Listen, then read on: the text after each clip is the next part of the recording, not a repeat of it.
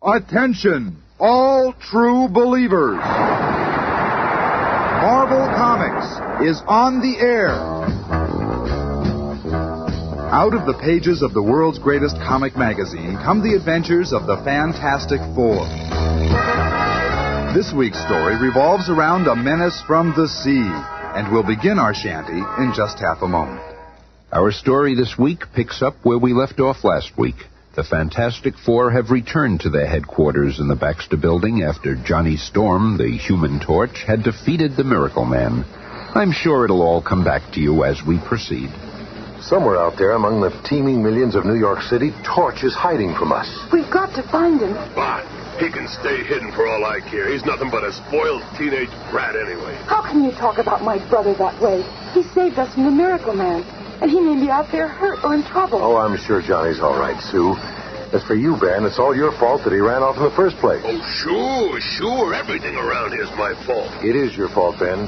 Johnny ran after the Miracle Man single-handedly, and single-handedly he defeated him. And thanks to the torch, the atomic cannon was returned safely to the Army. And everyone was happy about it. Everyone except you.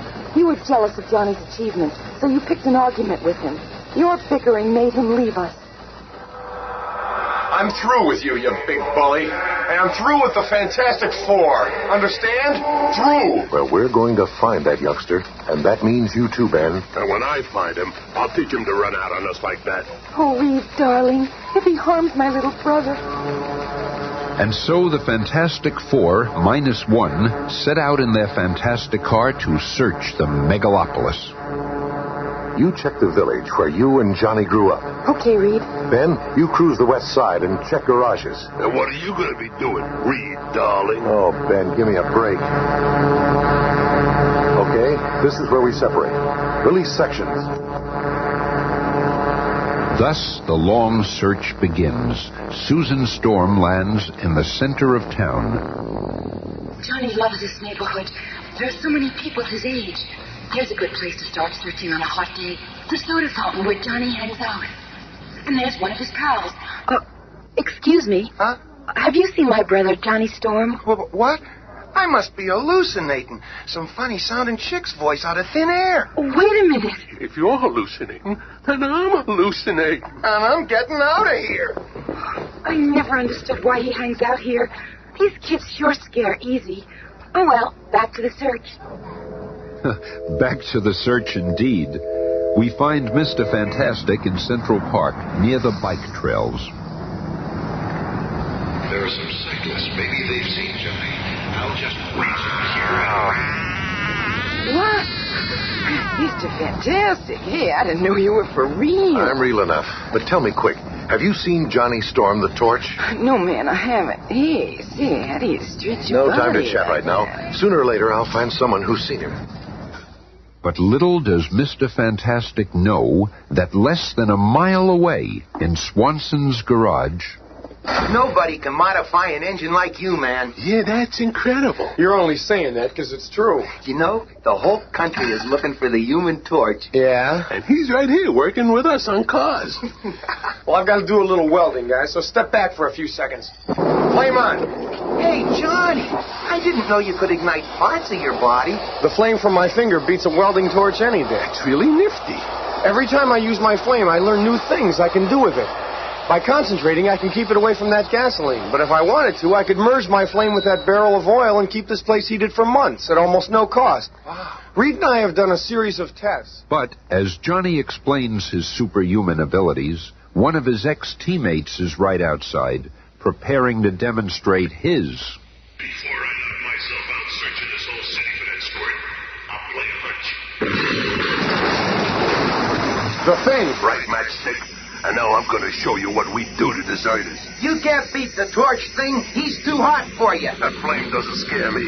There's gasoline all over here. One spark and your pals will be statistics. I'm getting out of here before I'm blown up. Flame off, Torch. Flame off or I'll drop this jalopy right on you and we'll all be blown to bits. Drop the car thing. Sure, I'll drop the car. Now I'll take care of you. You've always laughed at me because I'm ugly. So why aren't you laughing now, punk? Lay off, thing. I'm warning you. Don't worry, sonny boy. I won't spoil your pretty face. I'm just gonna rough you up a little so you won't forget who's boss around here. Knock it off, Thing. I'm not going to warn you again. Warn me? I'm telling you, I'm gonna. Hey, I'm talking. I'm becoming human again. At last. I better get out of here while the getting's good. A man. I'm a normal man again. Flame on. Go ahead and fly away, you flaming freak. I'm a man again. The poor fool is just a temporary change. He'll soon be the thing again. His is the cruelest cosmic power of all. My hand. Turn it back into a...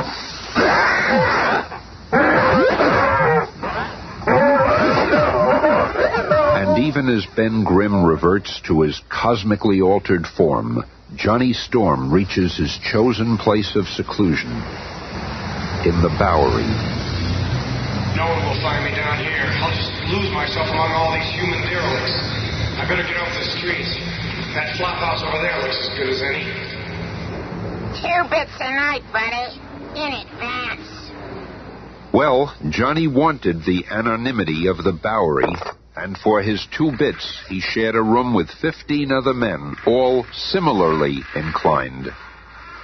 Well, it ain't the Waldorf, but I'll be safe here while I plan my next move. Hey, pal. Could I see that comic book over there? Sure, Mac. Here you go. Submariner. I remember someone talking about him. He was the world's most unusual character. He lived underwater and was as strong as 10 men. I wonder what happened to him. He was supposed to be immortal. You know about Submariner? What? Oh, yeah. You got a bum over here who's as strong as that guy's supposed to be. Yeah? Hey, old man, wake up. Well, you may be. Come on, old man. You got a lieutenant here. Show what you can do. Oh, I want to sleep.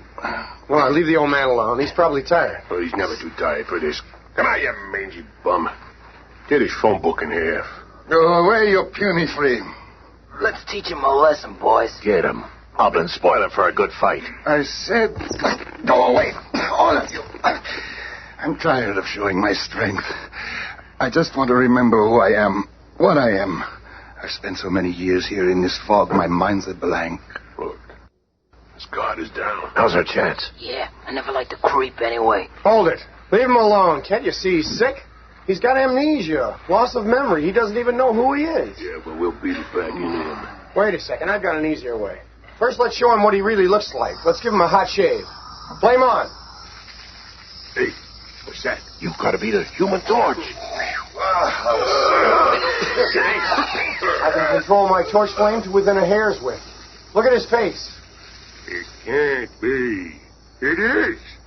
It's Submariner. At the same moment that Johnny Storm makes his incredible discovery, the other members of the Fantastic Four are continuing their search for him. Have you fellas seen a flaming teenager flying around the city? Holy smokes, I've read about you guys, but I never dreamt that you really existed. We exist, all right. Now, how about it? Have you seen the torch? No. Well, if you do, contact the Fantastic Four. Susan Storm, too, prowls the vast metropolis as the Invisible Girl. I've traveled all the way down to the Bowery, a refuge for lost souls. I can't believe that I'd find Johnny here. Come on, pal. If you are Submariner, I know one thing that will bring back your memory for sure. If you can, I'll be forever in your debt. I'm wasting precious time. I'll continue down and look for Johnny in Chinatown. And once more, destiny dabbles with the fate of humans. Susan Storm, less than 10 feet from her brother, turns and walks away, not seeing the subject of her search. Okay, the coast is clear. Flame on. No, you're a demon. It's okay. You're safe from my flame. We're just going for a little flight test. See? There's the Atlantic Ocean. But you... Easy, pal. I won't drop you. Not yet. If he is Submariner, the sea will bring back his memory. If not, I'll dive in and save him.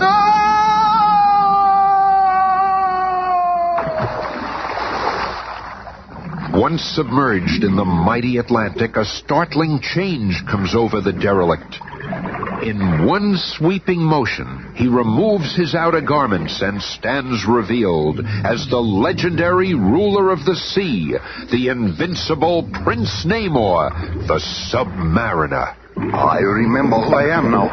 I must return to my family, my friends, to my undersea kingdom.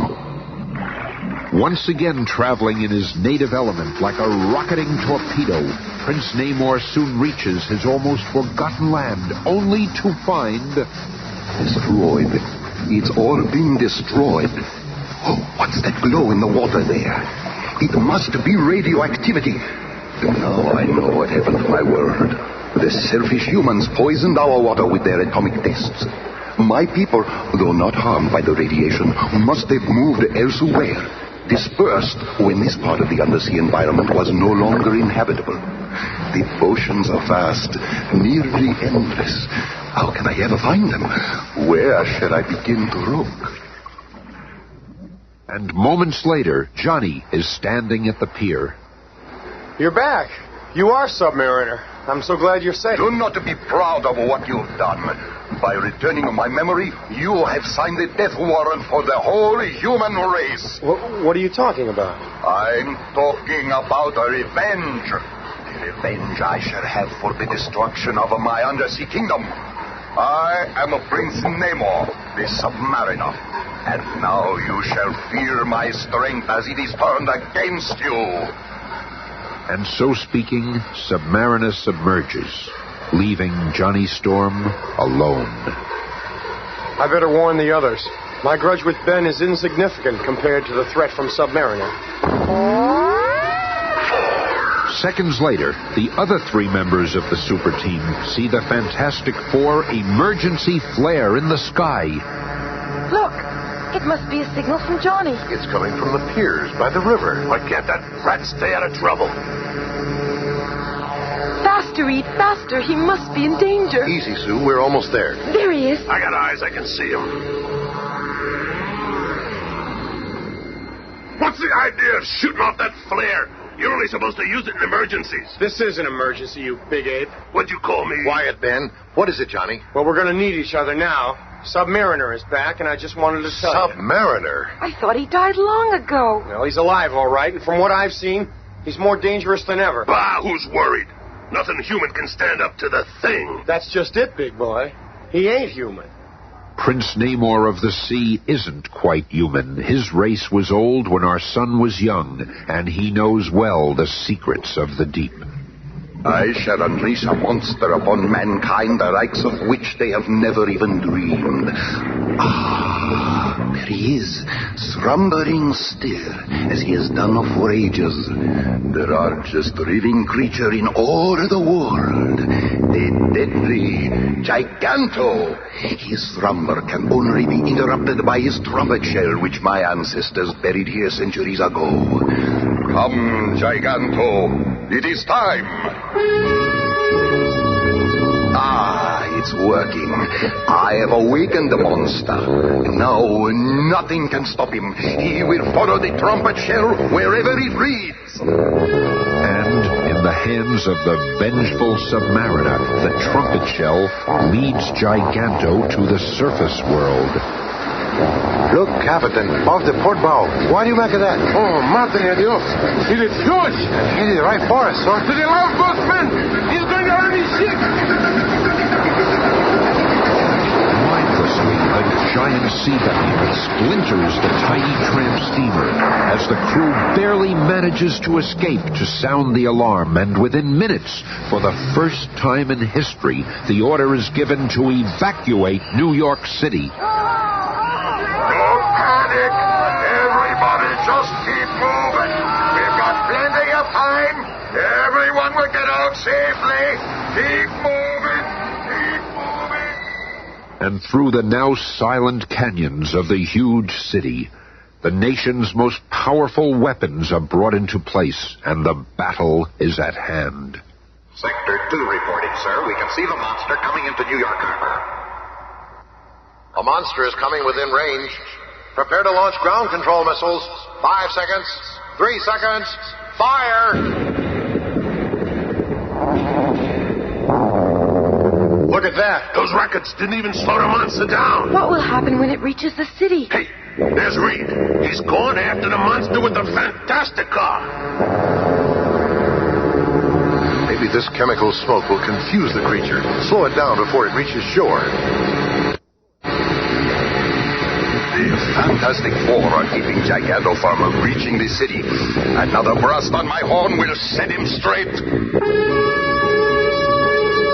Like something out of a nightmare, the hulking mountain of a monster slowly turns, following the sound of the trumpet shell, and the beast crashes into the city. He'll wreck the city if he's not stopped. It's like a giant whale. But it walks. Gives me an idea. Moving like a man possessed, the thing rushes to the military supply depot and returns. What's that bomb? Strapped to your back. Nuclear bomb. I can't believe it. Relax, kids. I ain't no hero. I'll be back. You wait and see. And as night falls on an evacuated New York City, the lumbering thing, with a timed nuclear bomb strapped to his back, finds Giganto sleeping on Fifth Avenue. All I gotta do is slip through that joker's teeth and get inside, like in the Bible. Then I gotta get out again before this little number goes off. Yeah, that's all. Well, here goes. This bomb is heavy. Boy, it sure is weird in here. I hope he doesn't wake up before I get out. Slowly, warily, knowing that each step might be his last, the thing walks deeper and deeper inside Giganto, the monster from the sea. Past remains of long since forgotten vessels, victims of this enormous creature. This big guy could swallow sea monsters whole. Yeah, I'm one of them. I've fought just about everything else in my day. I might as well whip you, too.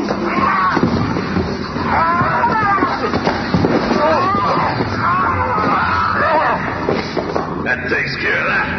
And this is as good a place as any to put this nuclear firecracker. There. Now I gotta get out of here. This mouth is shut. I'm a goner. Oh, I can see the street. Look at me!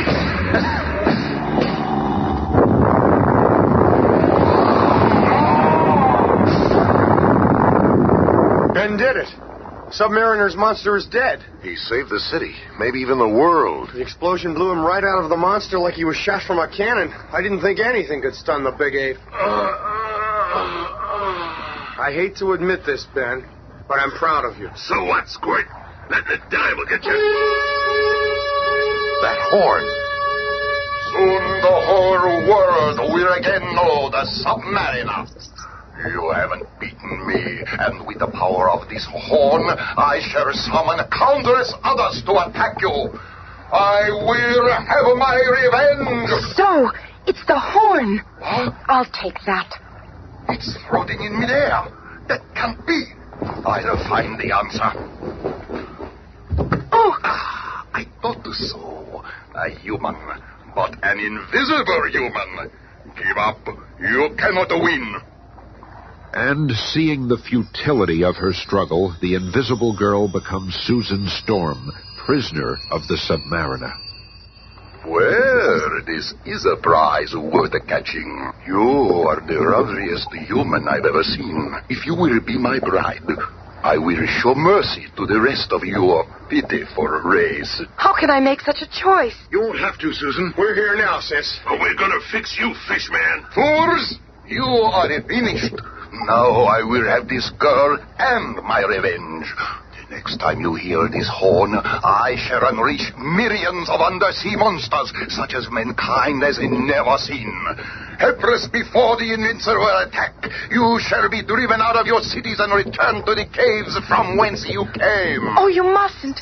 I'll become your bride. You speak as though you are sacrificing yourself. You realize that I offer you the honor of becoming a Princess Namor, bride of a Submariner, Queen of the Sea. This has gone far enough. You're crazy. Let me at him. Lay my hands on that scale-bellied fish. Back, you fool! He's more powerful than we thought. This calls for a stunt only the Human Torch can do. Flame on! After reaching an altitude of 1,000 feet, the Human Torch begins circling in an expanding ring above the Submariner, creating at first a light wind and then building into a tornado of unimaginable force. So powerful and well-aimed is the vortex that Submariner forgets about Sue and devotes his energy to the whirling wind about him. This wind! I'm being sucked into it! The pressure is unbearable! It's pulling me off the ground! Torch's tornado hurls Submariner's helpless form higher and higher until finally he and his victim are over the deepest part of the vast Atlantic.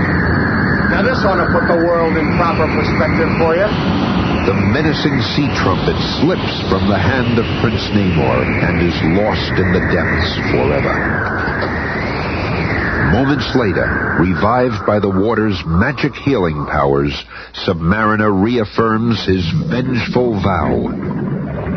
You humans may be strong, but not strong enough to defeat Namor. When I return, I will reduce you to cavemen. Yes, perhaps he will be back, but he will still have to face the most incredible quartet of humans in all the world. I don't think you should have let him return to the sea, Johnny. I got a hunch he's going to be back, and I can't wait. Let's cross that bridge when we come to it, Ben. When he returns, we'll be waiting. Be with us again on Monday when the Fantastic Four will encounter the diabolical doings of Dr. Doom.